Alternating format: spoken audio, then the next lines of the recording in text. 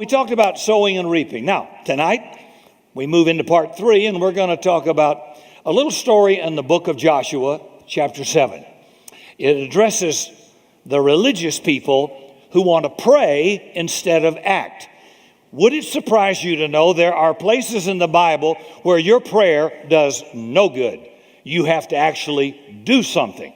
And so we're going to take a look at that and just give you one illustration, and then I'd like to throw in a few more out of real life.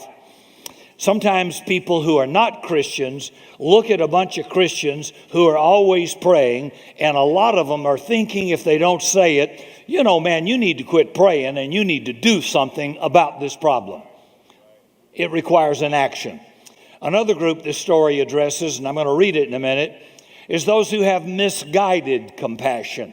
Misguided compassion is when you are a compassionate person, but you apply it incorrectly.